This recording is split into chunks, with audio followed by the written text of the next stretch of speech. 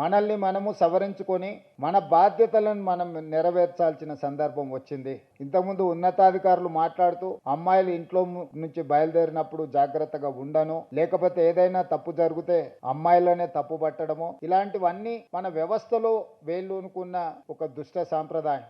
ఈరోజు సమాజంలో ఉండే మనము చట్టాలను చేయడం, పోలీసులు పర్యవేక్షణ చేయడమే కాదు, ఒక సోషల్ రెస్పాన్సిబిలిటీ మనం తీసుకున్నప్పుడే ఆ సమస్యకు పరిష్కారం దొరుకుతుంది అని చెప్పి నేను భావిస్తున్నా. సోషల్ రెస్పాన్సిబిలిటీ మన కుటుంబ సభ్యులను ఎవరైనా వేధింపులకు పాల్పడ్డప్పుడు, మన కుటుంబ సభ్యులకు చదువుకునే కళాశాలలోనో ఉద్యోగం చేసుకునే ప్రాంతంలోనో లేదా పబ్లిక్ ప్లేసెస్, రైల్వే స్టేషన్ కావచ్చు, బస్ స్టాండ్ కావచ్చు, ఇంకెక్కడైనా సినిమా హాల్ కావచ్చు, ఎక్కడికైనా వెళ్ళినప్పుడు మన కుటుంబ సభ్యులకు జరిగే అసౌకర్యం కానీ అవమానం కానీ మనం ఏ విధంగా ఆలోచన చేస్తామో ఇతర ఆడపిల్లల పట్ల కూడా మనం అదే విధంగా ఆలోచన చేసి దానికి అవసరమైన నివారణ చర్యలు తీసుకోవాలని చెప్పి తెలంగాణ రాష్ట్ర ముఖ్యమంత్రిగా మీ అందరికీ సూచన చేస్తున్నా. నేను మహిళల రక్షణ కోసము తెలంగాణ యువకులు ఒక బ్రాండ్ అంబాసిడర్గా నిలబడాలి. మనం ఎంత విజయం సాధించినా మహిళలను ఆర్థికంగా నిలబెట్టినప్పుడే ఆ కుటుంబము, ఆ రాష్ట్రము, ఆ దేశము ఆర్థికంగా బలపడుతుంది. తెలంగాణ రాష్ట్రం 2034కి $1 trillion ఎకానమీ,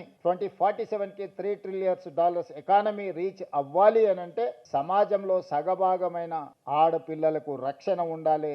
రక్షణ ఉన్న ఆడపిల్లలు ఆర్థికంగా ఎదగాలి.